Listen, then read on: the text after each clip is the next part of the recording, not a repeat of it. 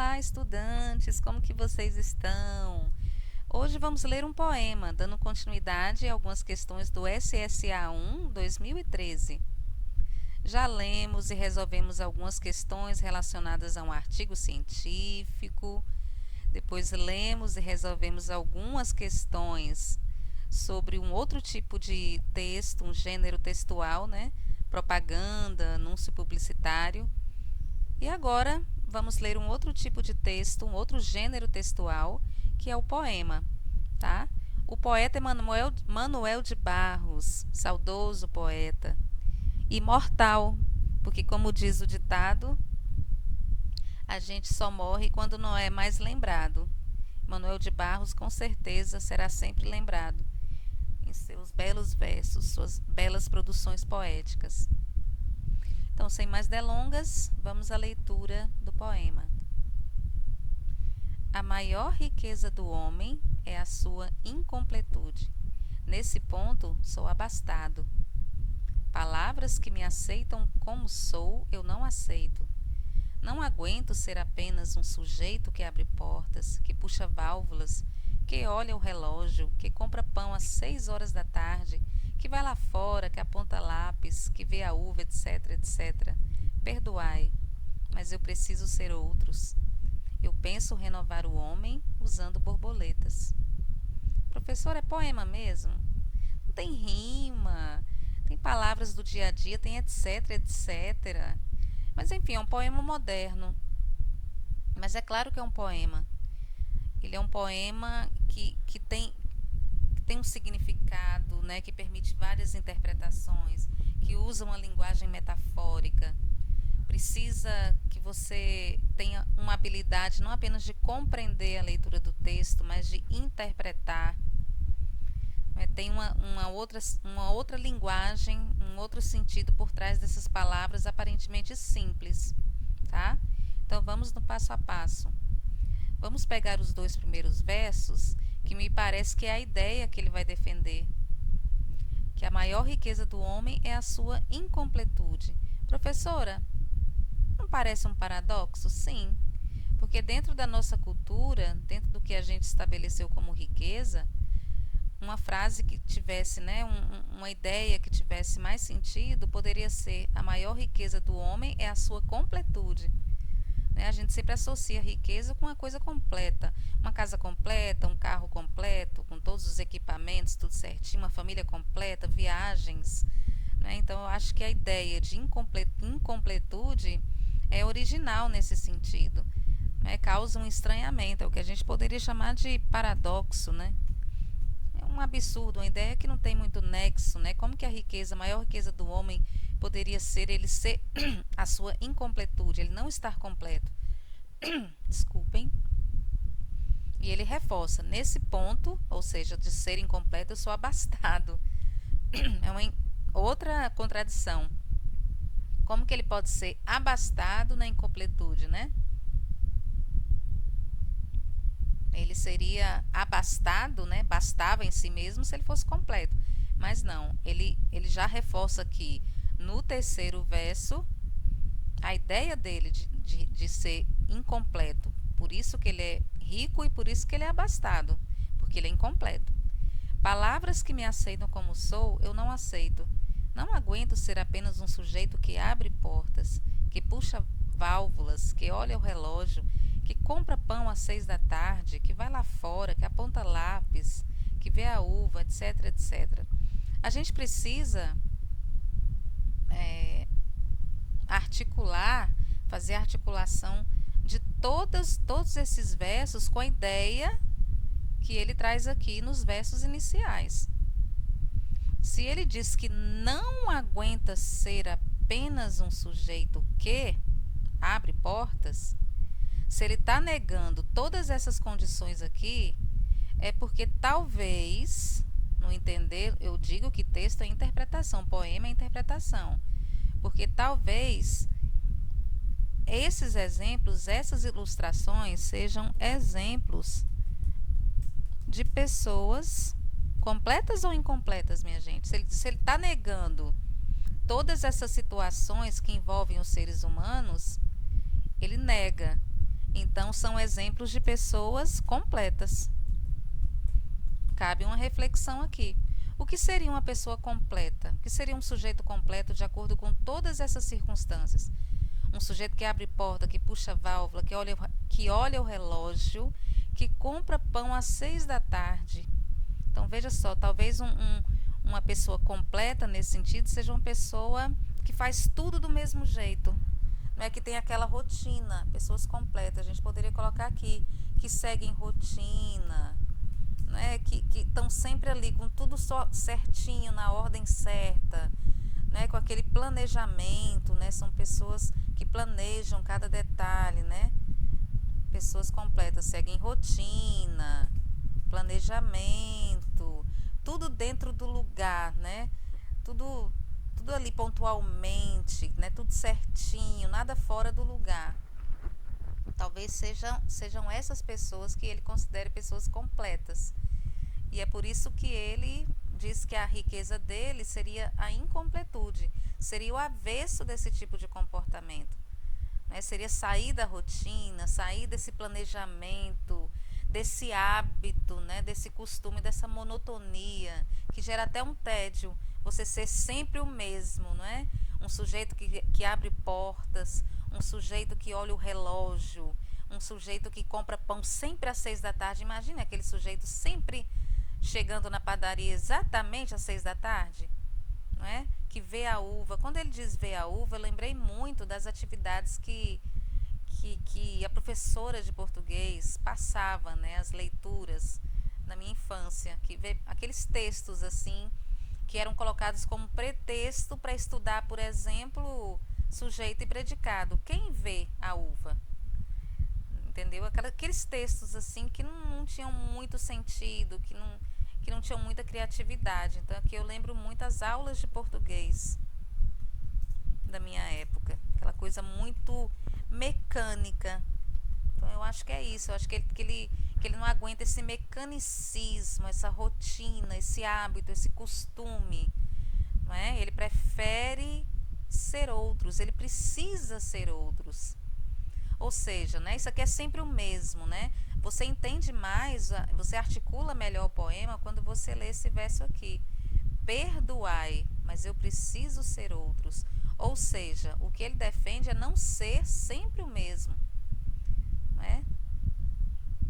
Aqui, ó, quando você articula eu preciso ser outros com tudo que foi aqui, com todos esses versos anteriores, você chega a uma conclusão, não é? Que o que ele não gosta nas pessoas é que as pessoas são sempre as mesmas. Então aqui exemplos de pessoas completas, com rotina, com planejamento, pessoas que são sempre as mesmas, né? Sem originalidade, sem criatividade. Vejam como eu estou ampliando o nível de significação do poema, né? Gente, eu coloco aqui esses comentários aqui nessas caixinhas de texto para vocês fazerem um print, tá?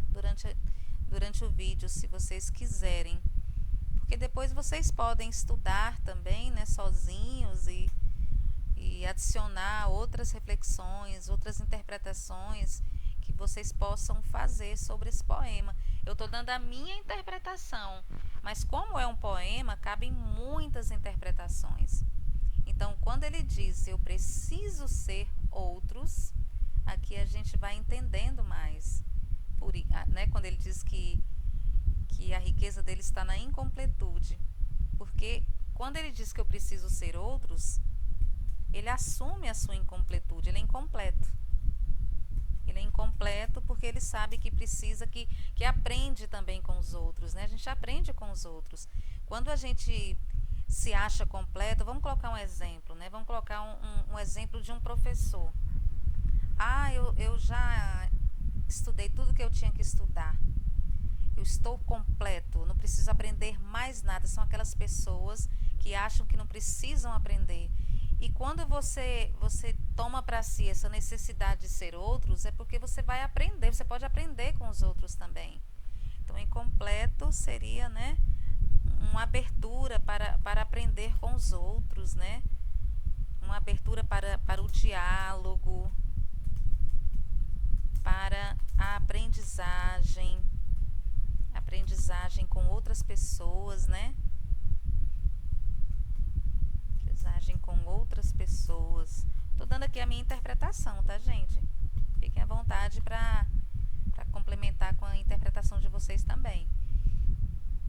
Então, ser outros é nesse sentido. Eu lembrei muito quando eu li os versos finais, né, que ele conclui o poema maravilhosamente bem. Ele diz: eu penso renovar o homem.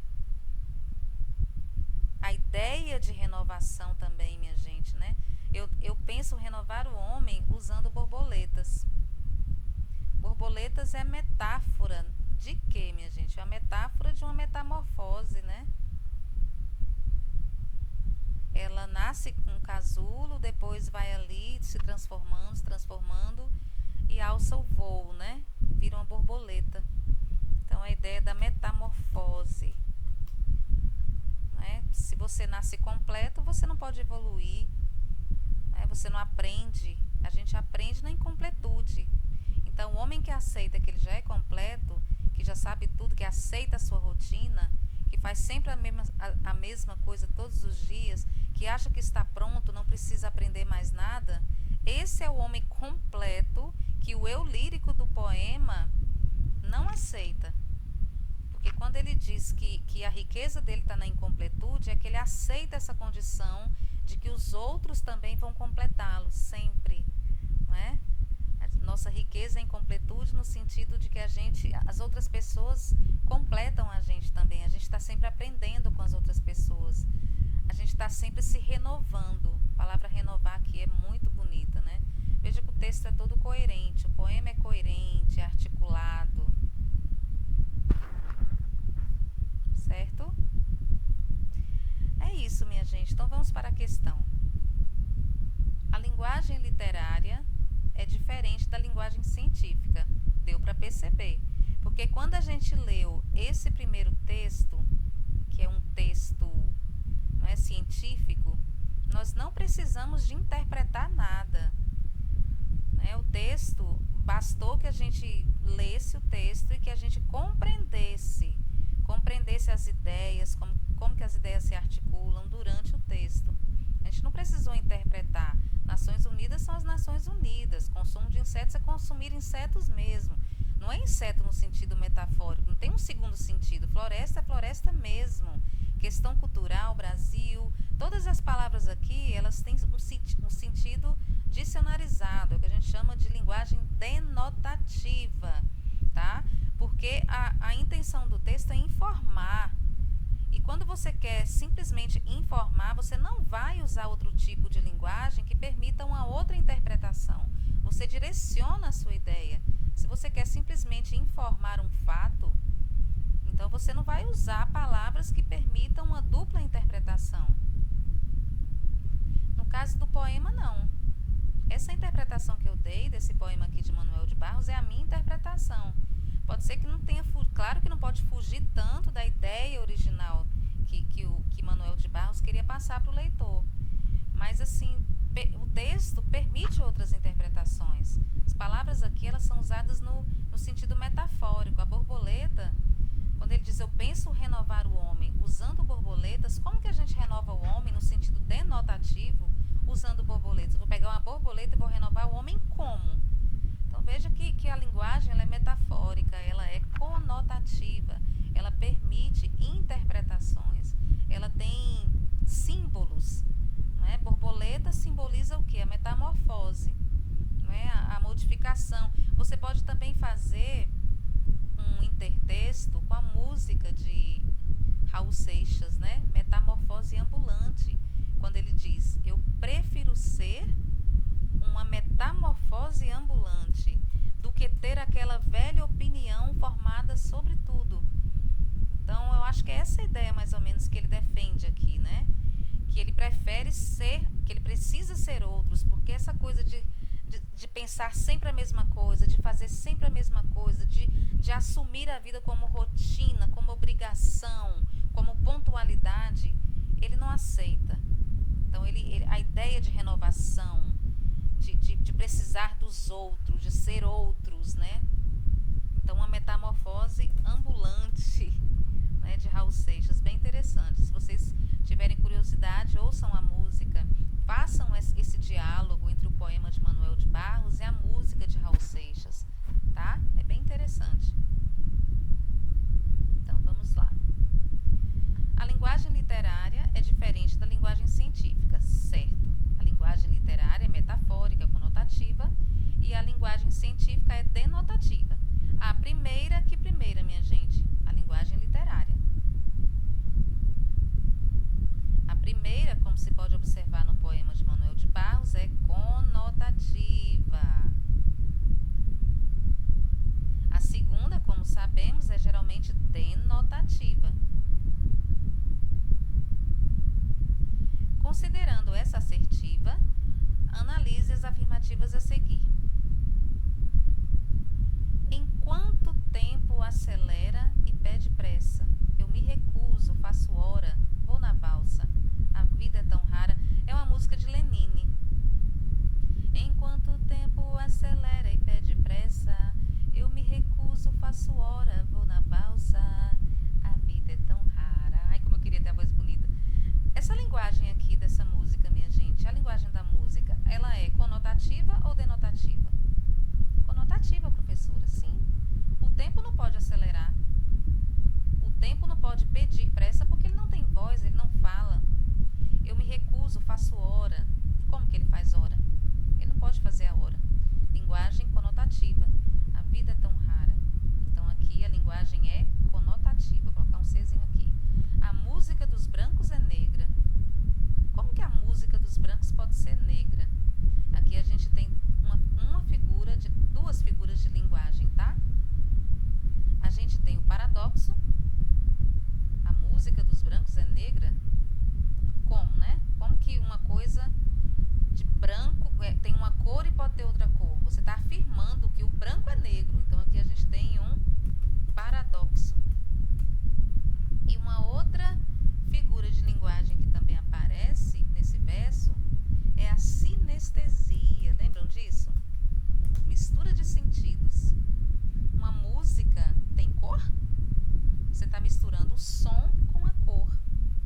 Então é o que a gente chama de sinestesia.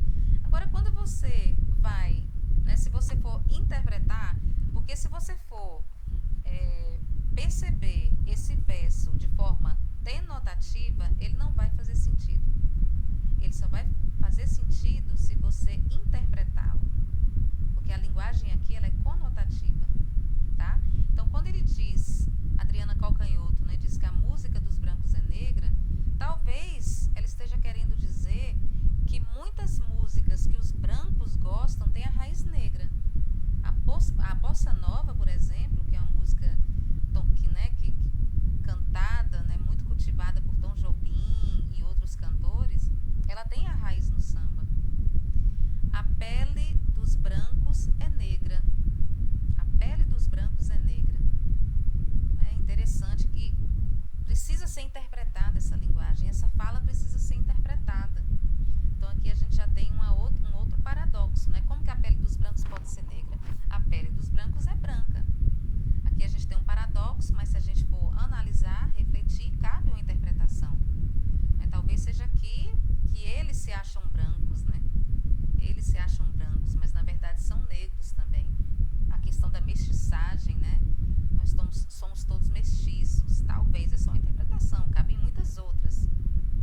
Os dentes dos negros são brancos. Interessante que aqui não tem paradoxo, né? Aqui você pode até interpretar você compreende sem precisar de uma interpretação. Mas só que fica uma afirmativa muito sem... Qual é? Pra que dizer isso, né? Os dentes dos negros são brancos. São, e daí? Qual é a relação, né, com os outros versos?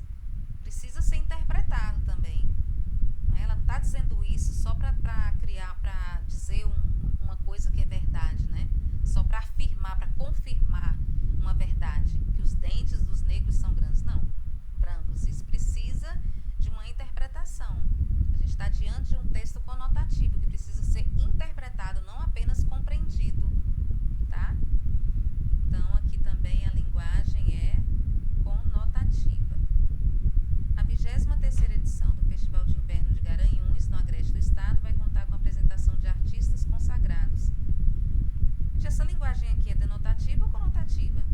É denotativa. Né? A gente entende facilmente, não precisa interpretar nada. Né? Todas as palavras aqui, elas estão no sentido real, né? Dicionarizado. Festival é festival, inverno é inverno, Garanhuns fica lá, aquele município mesmo, fica no agreste do estado. A apresentação de artista é apresentação mesmo. Então aqui a linguagem é denotativa. Essa linguagem aqui da quarta afirmativa, do quarto texto, perdão, é denotativa ou conotativa? A Câmara adiou na noite dessa terça-feira a votação do projeto. Denotativa também, minha gente. A Câmara é a Câmara mesmo, os deputados. Noite é noite mesmo. Votação é votar mesmo. Tá? Então aqui a linguagem é denotativa. É um texto que procura informar o leitor sobre a votação de um projeto. Tá? Não precisa interpretar, só precisa compreender a mensagem. E por fim, temos aqui, para fechar com chave de ouro, alguns versos da música A Cidade, de Chico Sainz, né? Coletivos, automóveis, motos e metrôs, trabalhadores, patrões, policiais, camelôs. A cidade não para, a cidade só crescer. O de cima sobe e o de baixo desce. Linguagem conotativa, não é, minha gente? Vejam só. Como que a cidade cresce? Quem cresce são as pessoas, né? Árvores crescem, animais crescem, pessoas crescem, cidade não. O de cima sobe, sobe onde? O de baixo desce. Desce de quê? De classe social, né? Sobe de classe social, de hierarquia. Permitem várias interpretações, né? Então, a linguagem é conotativa. Então, vamos aqui à questão. São exemplos de textos conotativos 1, 2 e 5. 1, 2 e 5. Gabarito, letra B. Bom, pessoal, por hoje é só. Um ótimo final de semana.